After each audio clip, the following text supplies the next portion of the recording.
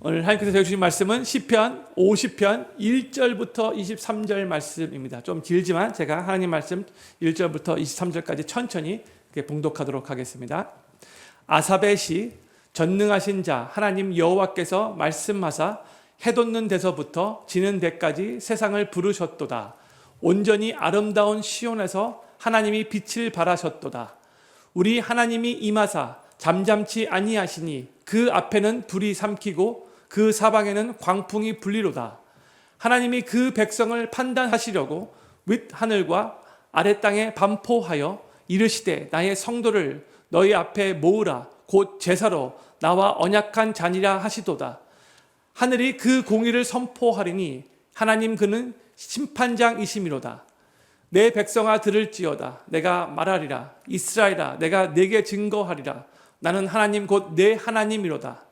내가 너의 재물을 인하여는 너를 책망치 아니하리니 내 번제가 항상 내 앞에 있음이로다. 내가 내 집에서 수소나 내 우리에서 수염소를 취지 아니하리니 이는 삼림의 짐승들과 천산의 생축이 다 내 것이며 산의 새들도 나의 아는 것이며 들의 짐승도 내 것이미로다. 내가 가령 주려도 내게 이르지 않을 것을 세계와 거기 충만한 것이 다 내 것이미로다. 내가 수소의 고기를 먹으며 염소의 피를 마시겠느냐. 감사로 하나님께 제사를 드리며 지극히 높으신 자에게 내 서원을 갚으며 환난 날에 나를 부르라.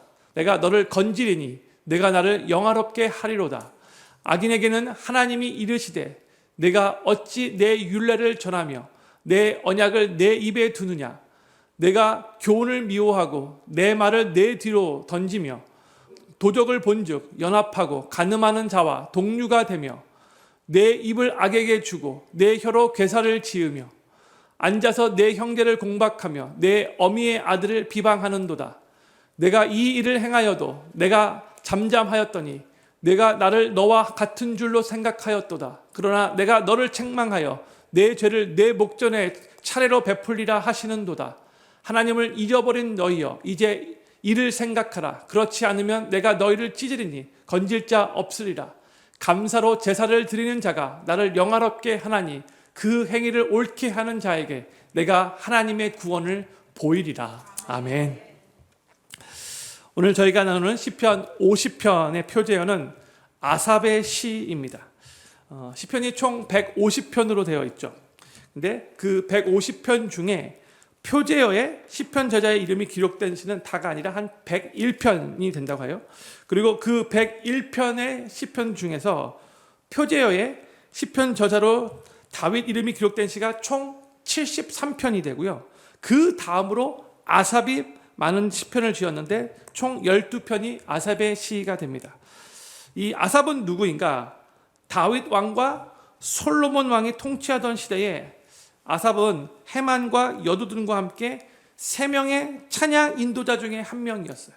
다윗이 그렇게 세웠죠. 그리고 역대하 29장 30절을 보면 성경은 아삽을 또 선견자라고 그렇게 불러요.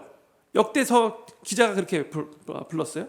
그것을 보아서 이 아삽은 하나님에 대한 믿음 역시 아주 깊었던 것으로 우리가 볼 수 있어요. 아삽은 오늘날로 치면 찬양대 지휘자 겸 또 찬양 담당 목회자와 같은 사람이었다라고 생각하면 될 것 같아요.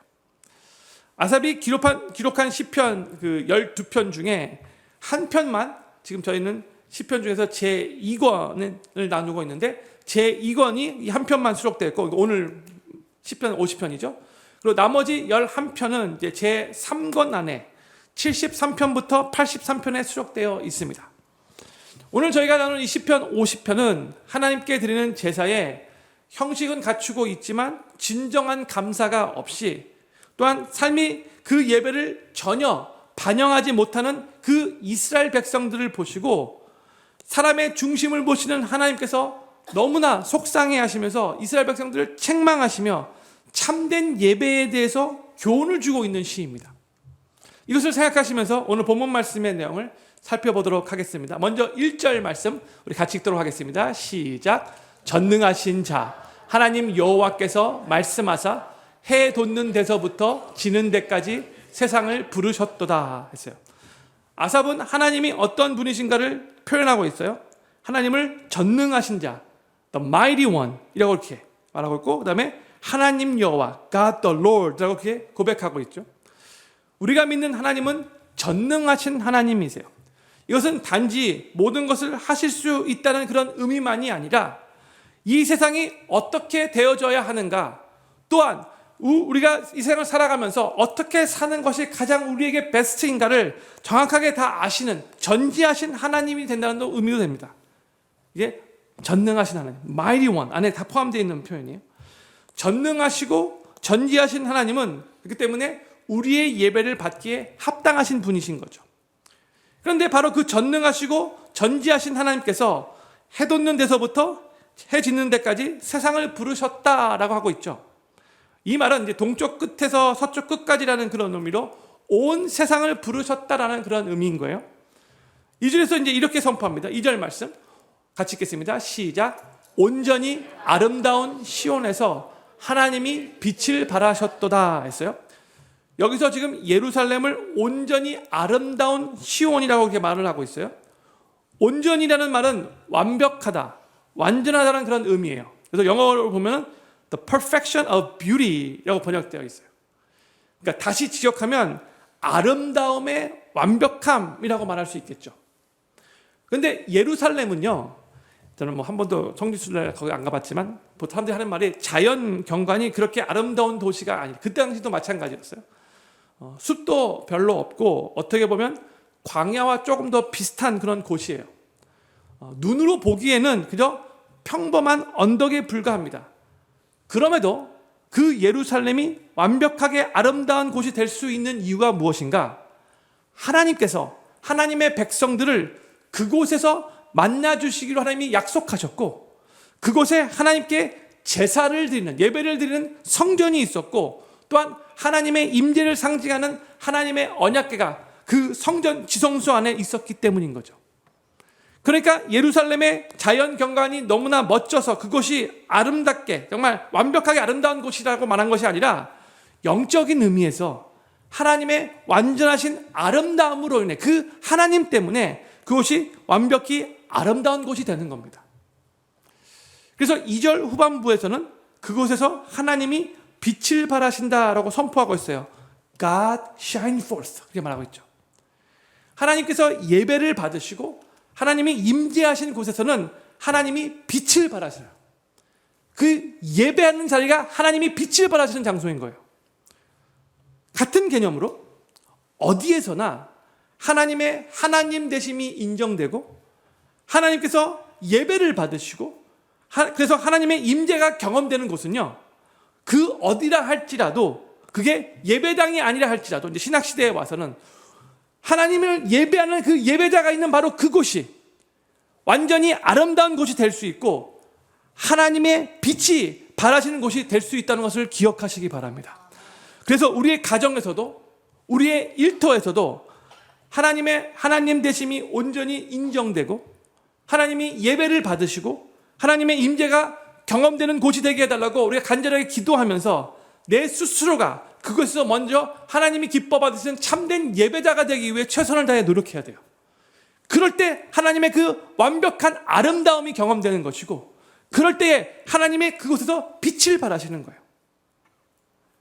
저는 필그림교회 모든 성도님들이 어디에 계시든지 간에 이 주일 예배당에서 하나님 앞에 예배 드릴 때뿐만이 아니라 이제 주중에서도 가정에서도 일터에서도 하나님의 하나님 되심을 언제든지 인정하시고 하나님을 온전히 예배하는 예배자의 모습을 가지시고 그로 인해 하나님의 완전한 아름다움과 또한 하나님의 빛을 발하심을 어디에 있든지 간에 온전히 경험하시는 삶을 살아가시게 되기를 우리 구주 예수님의 이름으로 간절히 축원합니다. 하나님께서 해 돋는 곳에서부터 해 지는 데까지 온 세상을 불러모으신 이유를 이제 이렇게 말씀해 주세요. 3절부터 6절까지 말씀 제가 천천히 읽도록 하겠습니다. 우리 하나님이 임하사 잠잠치 아니하시니 그 앞에는 불이 삼키고 그 사방에는 광풍이 불리로다. 하나님이 그 백성을 판단하시려고 윗하늘과 아랫 땅에 반포하여 이르시되 나의 성도를 너의 앞에 모으라 곧 제사로 나와 언약한 잔이라 하시도다. 하늘이 그 공의를 선포하려니 하나님 그는 심판장이심이로다 했어요. 하나님께서 온 세상을, 동에서부터 서까지 온 세상을 불러 모으신 이유는 심판장이신 하나님께서 판단하시기 위해서라고. 이 판단이라고 한국말로 번역되었지만 영어로 보면 judge라고 번역되었어요. 그러니까 즉 심판장이신 하나님께서 하나님의 백성들을 심판하시기 위해서인데, 하나님은 먼저 불과 광풍으로 임재하셨다고 하고 있고요. 윗 하늘과 아래 땅을, 즉 온 세상을 이 재판의 증인으로 하나님이 부르시는 거예요. 시적인 표현인 거죠. 근데 5절 말씀 비춰주세요. 하나님이 나의 성도를 모으라라고 이렇게 명하셨는데, 이들은 제사로 하나님과 언약한 자라고 하나님께서 친히 말씀해 주고 계세요. 하나님은 하나님의 백성으로 삼으신 이 이스라엘 백성들이 하나님께 드리는 이 제사의 태도에 대해서 이제 앞으로 책망하실 것을 말씀하고 계시는 거예요. 하나님께서는 이스라엘 백성들을 애굽의 노예 생활로부터 출애굽시키신 후에 시내산에서 하나님과 언약식을 맺었죠. 언약 백성이 되게 하셨어요. 그리고 언약 백성이 된 이스라엘 백성들에게 너희가 나에게 이렇게 예배를 드리라 라고, 어떻게 삶을 살아야 되는가, 어떻게 삶을 예배 드리는가 쭉 하나님께서 가르쳐 주셨어요. 하나님은 이 이스라엘 백성들에게 언제나 항상 신실하셨지만, 이 이스라엘 백성들은 하나님과 언약식을 맺은 후에도 하나님을 향하여 신실하지 못할 때가 더 많았어요. 하나님께서 이렇게 예배를 드려야 한다, 그 율법 가운데 하나님의 마음을 잘 알려주셨지만 그 하나님의 마음 무시해버렸어요. 그래서 하나님은 이제 이스라엘 백성들이 하나님께 예배를 드리는데 어떻게 잘못된 모습으로 예배를 드리는가, 그래서 이 예배가 어떻게 하나님 앞에 드려져야 하는가, 참 예배자의 모습에 대해서 교훈하시기 위해서 이 백성들을 부르셨다는 거예요. 책망하시면서 이렇게 너희가 예배해야 된다 알려주시기 위해서인 거죠. 먼저 7절과 8절 말씀 우리 같이 읽겠습니다. 7절부터 8절 같이 읽겠습니다. 시작. 내 백성아 들을지어다. 내가 말하리라. 이스라엘아 내가 네게 증거하리라. 나는 하나님 곧 내 하나님이로다. 내가 너의 죄물을 인하여는 너를 책망치 아니하리니 내 번제가 항상 내 앞에 있음이로다 했어요. 지금 하나님께서 이스라엘 백성들을 책망하시며 하나님께서 지금 경고하시려고 하시는데, 그 이유는 그들이 제사를 드리지 않고 하나님께 제물을 제대로 드리지 않았기 때문이 아니다 라고 말씀하는 거예요. 너희는 제사 잘 드렸고 그 다음에 제물 그대로 잘 드렸다, 근데 그것 때문에 너희를 책망하는 게 아니다, 그런 말하고 있죠. 왜냐하면 이스라엘 백성들은요, 정해진 시간에 하나님께서 정해진 방법대로 꼬박꼬박 제사를 드렸는데 또 하나님께 정해진 제물을 온전히 하나님께 올려드렸어요. 온전히란 말 쓰면 안 되겠죠. 하나님께 그 제물 다 드렸어요. 그러나 문제가 뭐냐, 그들의 그 제사가 겉모습만 형식적으로 그럴듯했을 뿐 참으로 하나님을 예배하는 마음이 거기에 빠졌다는 거죠. 그것을 하나님이 지금 책망하고 계시는 거예요. 그래서 너 제사 드리고 제물 드리는 거에 대해서 내가 아무 말 하지 않을게. 근데 내가 지금 너에게 책망하고자 하는 것은 너의 마음이야, 이런 뜻인 거예요. 그래서 9절부터 13절에서는 그들이 하나님을 예배할 때에 어떠한 잘못된 마음을 가지고 하나님께 예배를 드렸는가 구체적으로 말씀하세요. 9절부터 13절까지 말씀 제가 천천히 읽겠습니다.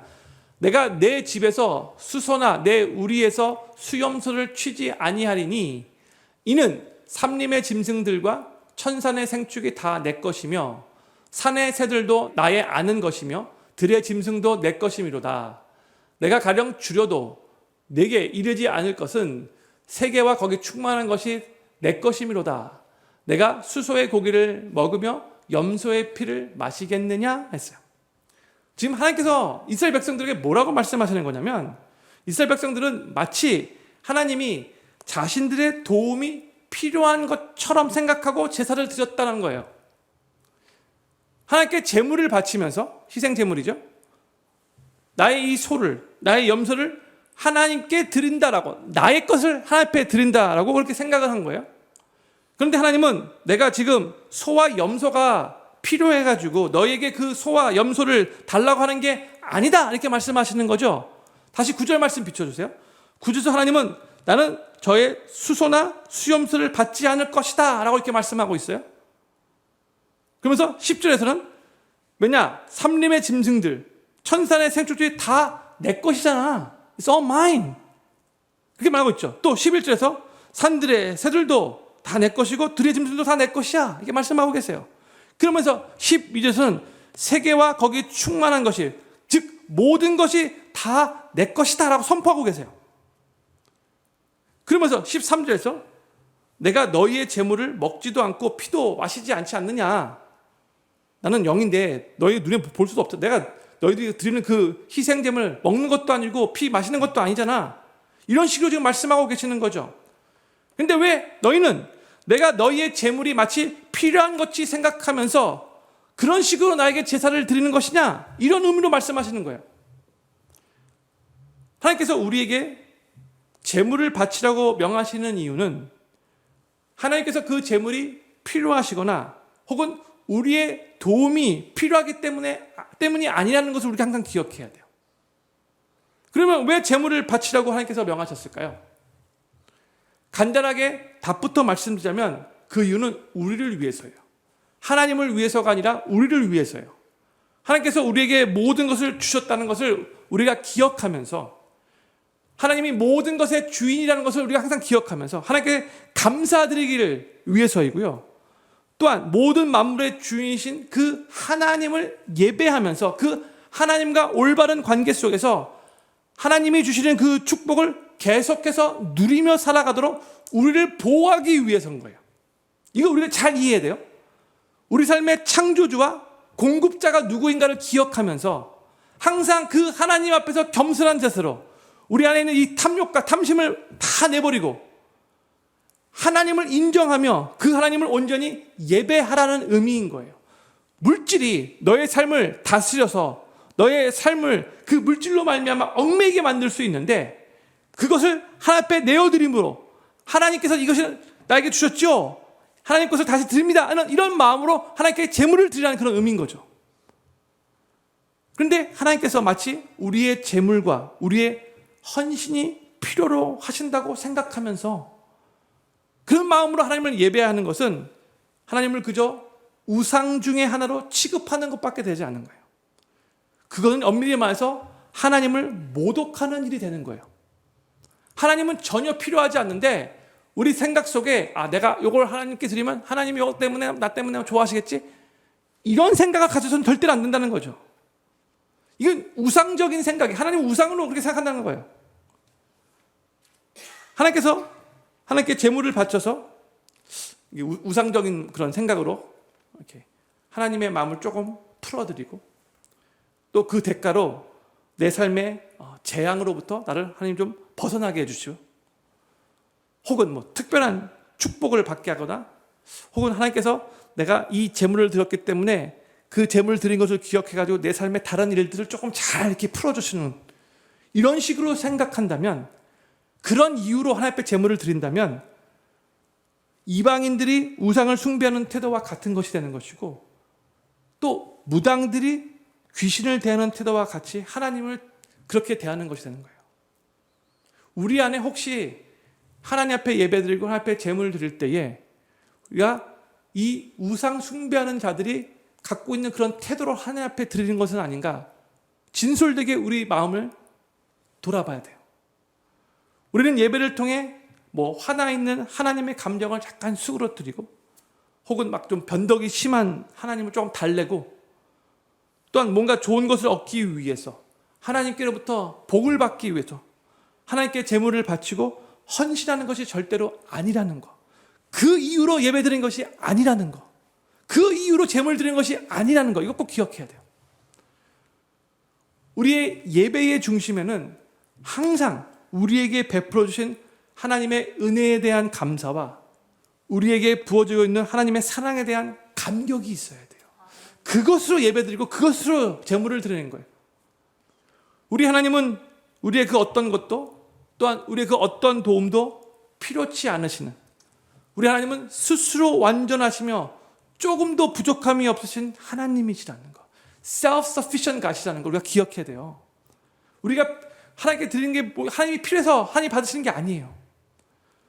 그런데 하나님은 우리를 사랑하셔서 우리로 하여금 하나님의 사랑을 받게 하신 것이고 그 하나님의 사랑에 반응하여 하나님의 그 사랑 때문에 감격하여 그래서 우리도 다시 하나님을 사랑하는 마음으로 하나님께 감사하고 자원하는 마음으로 무언가를 드릴 수 있게 된 것이 우리에게 정말 그 축복이라는 것.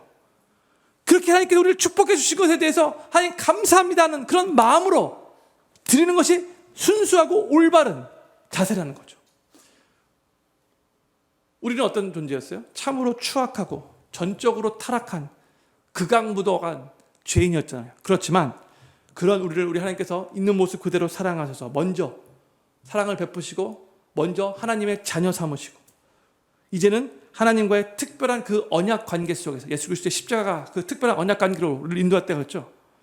이 특별한 이제 언약 관계 속에서 하나님의 사랑을 받고 또한 하나님을 사랑하는 자로서 하나님을 위해 무언가를 드리고 하나님을 위해서 무언가를 할 수 있다는 것 자체가 우리에게 얼마나 큰 특권이고 얼마나 놀라운 은혜인지를 항상 기억해야 되는 거예요. 이 자세로 하나님 앞에 나와 예배 드리는 거예요. 이 자세로 하나님께 우리의 재물을 드리는 거예요. 이 자세로 하나님께 우리의 자세를 헌신하는 거예요. 이제 14절과 15절에서 하나님은 이렇게 하나님을 예배 드려야 한다는 것을 말씀하고 계세요. 14절 15절 말씀 유명한 말씀인데 같이 읽겠습니다. 시작.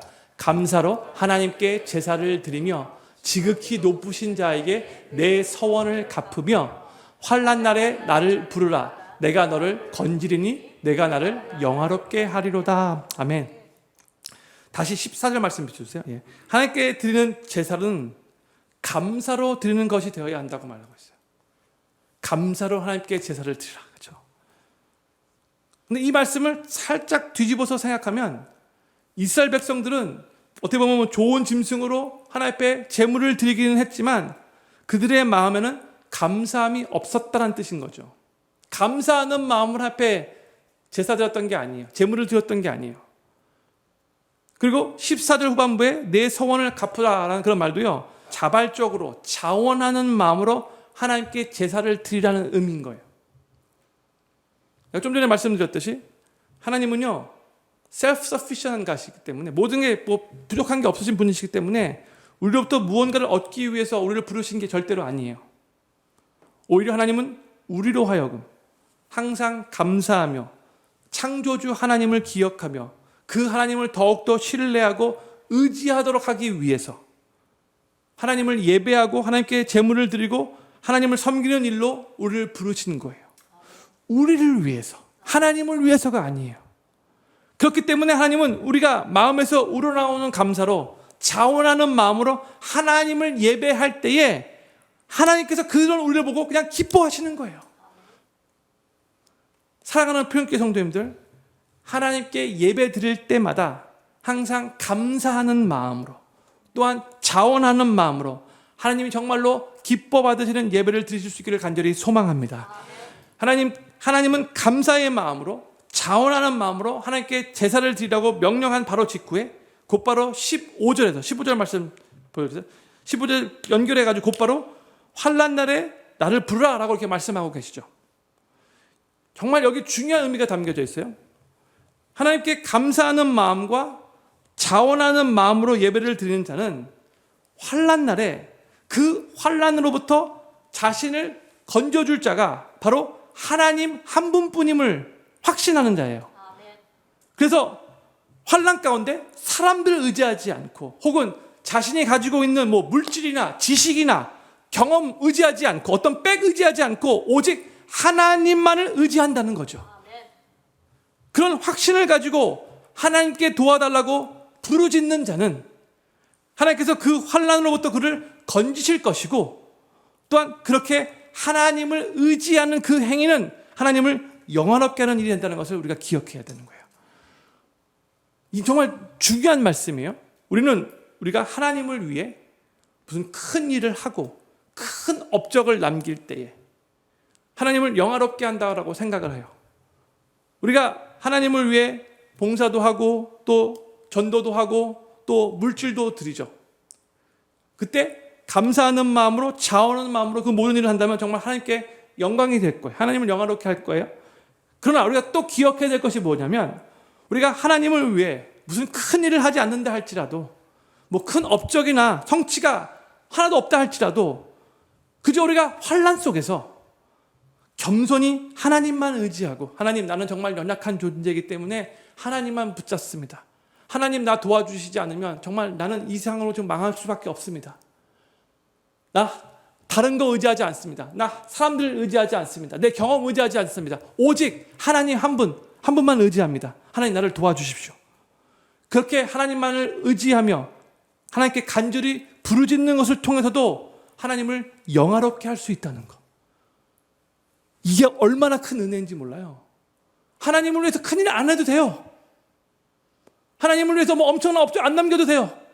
환난 속에서 하나님께 부르짖는 것, 그거 자체로도 하나님을 영화롭게 한다는 거예요.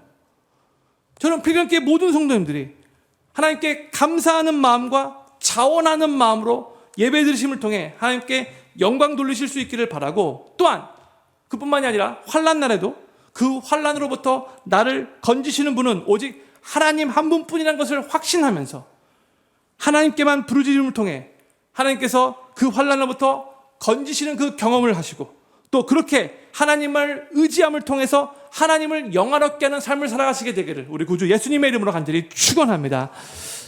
이제 16절부터 22절에서는 하나님이 악인들의 위선적인 삶에 대해서 지적하시는 내용이 조금 더 구체적으로 기록되어 있어요.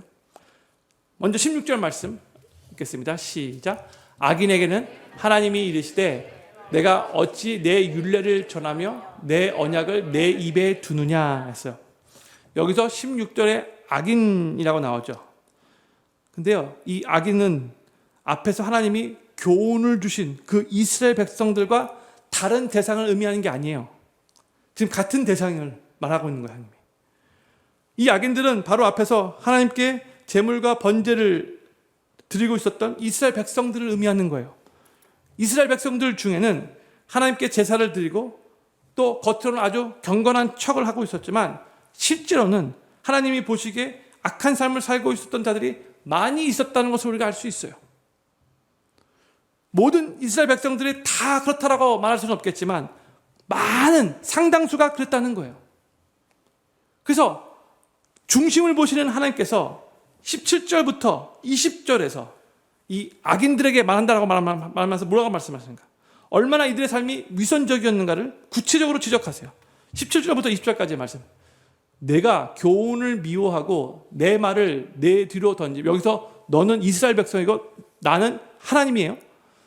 내가 교훈을 미워하고 내 말을 내 뒤로 던지며 도적을 본즉 연합하고 간음하는 자와 동류가 되며 내 입을 악에게 주고 내 혀로 괴사를 지으며 앉아서 내 형제를 공박하며 내 어미의 아들을 비방하는도다 했어요. 마치 공부하기 싫은 아주 불량한 학생이 마치 그냥 학교 하기 싫었는데 그냥 간신히 어쩔 수 없이 간신히 학교 마치고 집에 오자마자 가방 던져버리고 막 어디론가 막 쏜살같이 달려나가서 전혀 공부, 숙제도 신경 안 쓰고 밤늦게 막 불량한 친구들과 막 놀기만 하는 그런 학생같이 이스라엘 백성들이 하나님 앞에 의무적으로 제사는 드렸지만 그 제사 드린 다음에 하나님의 말씀을 완전 뒤로 던져버리고 도둑들과 친구하고 가늠한 사람들과 한통속이 되었다라고 말하고 있죠. 이 말은 모르면 하는가? 자기 재산을 불리는 일에는 무슨 일이라도 다 했고 자기 욕망을 채우는 일에는 무슨 짓에도 서슴지 않고 다 했다는 의미인 거예요. 그러니까 이스라엘 백성들에게는 그 삶에 예배를 드렸던 그 예배가 연결되지 않았어요. 예배가 삶이 되지 않은 거예요. 삶이 예배가 되지 않았던 거예요. 하나님, 나 제사도 하나님 앞에 드렸고 재물도 다 드릴 거 다 드렸으니까 내 할 일, 내 의무 할 거 다 했으니까 이제 더 이상 내 생활에 간섭하지 마십시오. 이런 식으로 자기 마음대로 계속해서 살았다는 거예요. 예배는 드렸지만. 근데 성도님들, 우리 삶에도 하나님께 드리는 예배가 그저 형식적이고 그냥 의무감으로만 드리고 하나님을 향한 사랑이 사라진 채 형식과 그냥 껍데기만 남게 된다면 결국 이렇게 악하게 우리 삶도 변질돼 버릴 수 있다는 그 경각심을 가져야 돼요. 예배 가운데 하나님을 깊이 사랑하며 감격하면서 하나님을 온전히 높여드리고 그 예배 가운데 하나님의 음성을 듣고 하나님께서 하시는 말씀대로 순종하며 하나님 내가 이제부터 이렇게 살겠습니다 하나님을 헌신하고 그 예배가 끝난 후에도 계속해서 삶 가운데 하나님이 주신 그 메시지 붙잡고 살아가려는 그런 부단한 노력이 없다면 그냥 예배 때우는 식으로 1시간 반 때우고 그냥 그렇게 살아간다면 우리의 삶도 예배가 우리의 삶에 아무런 영향을 주지 않고 이렇게 악한 삶을 계속해서 살아갈 수 있다는 거예요. 나 중심적으로 내가 원하는 거 추구하면서 살 수 있는 거예요. 하나님과 무관한 삶. 예배의 본질을 잃어버린 채 형식적으로만 예배를 계속 드리는 그 인생은 결국 이렇게 위선자, 이중인격자가 되어버릴 수 있는 거예요. 예배 드릴 때는 어떻게 보면 거룩하게 보일지 모르겠지만 예배 드리고 나서 삶으로 돌아가서는 하나님 보시기에 악한 자가 될 수 있는 거예요. 그러면 우리는 우리의 예배와 우리의 삶이 과연 정말 하나님 말씀하시는 이 본질을 잘 담아내고 있는가? 예배가 삶으로 연결되고 있는가? 스스로 진솔되게 점검해 봐야 돼요. 겉모습만 그럴듯하게 예배 가운데 감사와 감격이 사라져 버리고 하나님을 향한 그 사랑과 기쁨이 예배 가운데 없다면 우리의 삶은 금세 악한 자들과 같이 될 수 있어요. 그런 모습으로 변질될 수 있어요. 오랫동안 그렇게 형식적으로 예배드리면. 그러나 반대로 우리 예배가 예배 가운데 살아서 역사하시는 하나님을 만나는 예배가 되고 하나님 앞에서 감사와 기쁨이 넘치는 참된 예배를 드린다면 또 선포되는 하나님의 말씀을 통해서 그 말씀대로 살기 위해 부단하게 기도하면서 노력한다면 하나님의 영광을 맛보는 그러한 올바른 예배를 앞에 온전히 드린다면 그 예배를 통해 하나님이 주시는 그 은혜와 소망을 삶 속에 누리며 주님의 형상으로 점점 회복되어 가고 그 삶이 점점 성화되어져 갈 거예요. 참된 예배를 드리는 자연적인 결과예요. 그렇지 않으면 온전한 하나님이 기뻐하시는 예배를 드리지 않으면 우리의 삶에 아무런 변화가 없을 거예요. 이제 21절과 22절에서는 하나님께서 이렇게 강력하게 경고의 말씀을 주세요. 21절, 22절 제가 천천히 읽겠습니다. 내가 이 일을 행하여도 내가 하나님 하신 말씀이죠. 잠잠하였더니 내가 나를 너와 같은 줄로 생각하였도다. 그러나 내가 너를 책망하여 너 죄를 너 목전에 차례로 베풀리라 하시는도다. 하나님을 잊어버린 너희여 이제 이를 생각하라. 그렇지 않으면 내가 너희를 찌르니 건질 자 없으리라 했어요. 하나님은요 본질과 중심을 잃어버리는 예배를 드리는 이 위선자들을 향해 아주 강력한 경고의 메시지를 선포하고 있죠. 예배를 드리면서 정작 삶의 모습은 악인들과 다를 바 없는 그런 자들을 향하여 예배를 드렸는데도 곧바로 누구를 향하여 곧바로 미워하는 마음 갖고 누구를 향하여 가십하고 계속해서 뒤에서 수근수근대고 계속해서 하나님의 뜻대로 살려가는 노력은 별로 없이 나는 원래 이러니까 뭐 이렇게 계속해서 생각한다면 삶의 변화가 없이 계속해서 그 길을 걸어가면서도 조금 더 부끄러움을 느끼지 못한다면 하나님은요 아주 무섭게 오늘도 우리들에게 경고하실 거예요. 근데 하나님께서 이렇게 무섭게 경고하시는 이유가 뭐예요? 지금 뭐 너희를 찌질이니 이런 강한 표현이 나오죠. 근데 그렇게 말씀하시는 이유가 뭐야? 그렇지 않으면 너희가 돌아서지 않으면 너희가 회개하지 않으면 이런 의미인 거죠. 그러니까 뭐예요? 하나님이 회개를 촉구하시는 거예요. 나 너 찢고 싶지 않아. 나 너에게 큰 징계 내리고 싶지 않아. 그렇기 때문에 너의 삶을 돌이켰으면 좋겠어. 형식적으로만 예배드리고 그것이 다라고 착각하지 않았으면 좋겠어. 너 삶 속에 나의 뜻대로 살기 위해 최선을 다해 노력함이 있었으면 좋겠어. 만약에 그렇지 않는다면 내가 너에게 징계를 내릴 거야. 왜? 내가 너를 사랑해서 너를 아름답게 성화시키기 위해서. 하나님의 메시지인 거예요. 하나님이 회개를 촉구하고 올바르게 예배하여 삶에 하나님의 올바른 예배자의 모습을 그렇게 보이라고 간절하게 우리들에게 호소하고 있는 거예요. 우리도 하나님의 이 말씀을 절대로 가볍게 여겨서는 안 돼요. 많은 사람들이 하나님께서 경고하시고 책망하시지만 그건 그때뿐이고 실제로는 아무 일이 일어나지 않을 거라고 안일하게 생각하는 경우가 많아요. 근데 21절 말씀, 하나님 뭐라고 말씀? 21절 다시 비춰주세요. 내가 이 일을 행하여도 내가 잠잠하였더니 내가 나를 너와 같은 줄로 생각하였도다. 이렇게 말했어요. 내가 너를 정말 책망하면서 너에게 징계를 주고 싶었는데 그동안 가만히 있었는데 그랬더니 나를 너무나 가볍게 생각했네. 마치 하나님인데 너 인간들과 똑같이 생각했네. 이렇게 말씀하고 계시는 거죠. 우리를 사랑하셔서 오랫동안 인내하셨는데 우리 인간은 하나님을 너무나 가볍게 여긴다는 거예요. 경외하는 마음이 많이 사라졌다는 거죠. 많은 사람들이 하나님께서 경고하시고 책망하시지만 알아요. 내가 이거 고쳐야 되는 거 알아요. 그래서 그냥 놔두는 거죠. 그때뿐이라고 그렇게 생각하고 그냥 넘어가게 되면은요, 그냥 안일하게 생각하면은요, 하나님은요 가만히 계시지 않고 꼭 우리에게 징계를 내리실 거예요. 돌이켜 회개하지 않으면 하나님의 강력한 징계가 뒤따를 거라는 걸 우리가 알아야 돼요. 그래서 변화돼야 돼요. 성화돼야 돼요. 하나님의 뜻대로 살기 위해 눈물 흘리며 부단하게 노력해야 돼요. 이게 중요한 거예요. 이게 참된 예배자의 모습이 돼야 되는 거예요. 그리고 하나님께서 나에게 허락하신 삶을 통해서 항상 감사가 넘치도록. 우리 삶 속에 어려운 일들도 있고 힘든 일도 있지만 또 하나님께서 우리 삶 가운데 우리 삶을 붙드시고 인도하신 하나님의 정말 선하신 손길도 있거든요. 잘 생각하면 더 많거든요. 근데 그 하나님을 향해 찬양과 감사를 올려드리기는 별로 하지 않고 조그만 일에 불평하고 원망하고 짜증내고 이게 하나님 온전히 예배하는 자의 모습이 아니거든요. 하나님이 시편 이 50편을 마무리하면서 23절에서 이런 말씀을 주세요. 다시 한번 우리 23절 말씀 같이 읽겠습니다. 시작.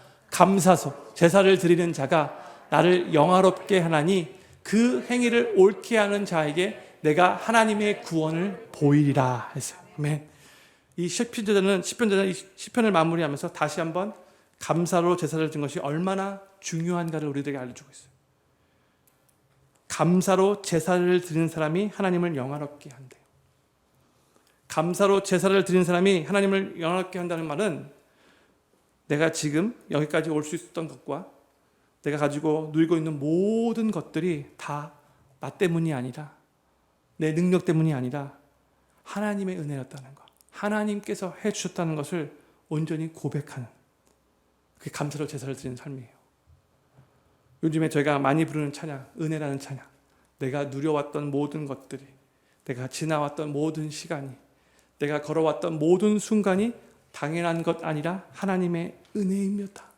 이 고백하는 것, 감사로 하나님께 제사를 드리는 삶이죠. 내가 아닙니다. 하나님이십니다. 감사합니다.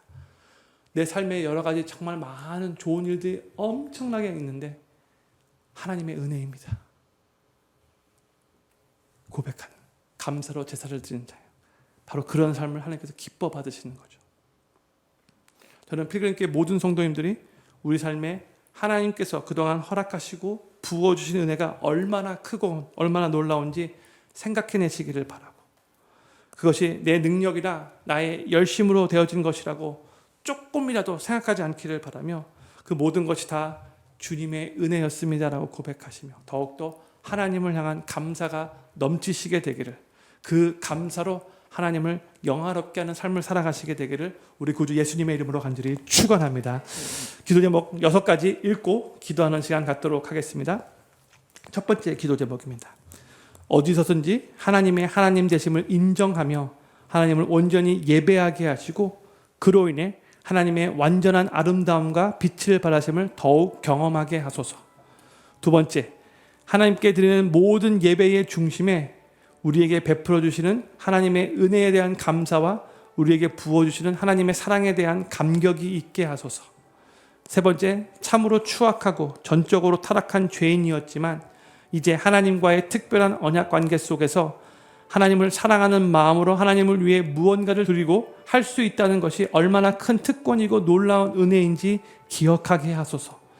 네 번째, 환난 날에 그 환난으로부터 나를 건지실 분은 오직 하나님 한 분뿐임을 확신하며 하나님께 부르짖음을 통해 하나님의 건지심을 경험하며 하나님을 영원롭게 하는 삶을 살게 하소서. 다섯 번째, 우리의 예배가 감사와 기쁨이 넘치는 올바른 예배가 되어 하나님이 주시는 은혜와 소망을 누리며 주님의 형상으로 점점 회복되고 성화되게 하소서.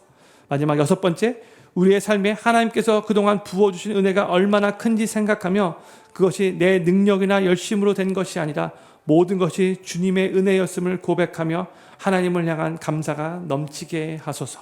오늘 말씀 생각하면서 무엇보다도 하나님을 온전히 감사하는 마음으로 예배하고 그 하나님을 온전히 예배드린 후에 그 예배가 우리 삶 속에도 그렇게 반영될 수 있도록 예배가 삶이 되고 삶이 예배가 될 수 있도록 은혜 베풀어 달라고 우리 삶 속에 더욱더 감사가 넘치고 주의 은혜에 대한 찬양을 더욱더 많이 부를 수 있도록 해달라고 같이 한번 말씀 생각하면서 기도하는 시간 갖기를 원합니다. 기도하겠습니다.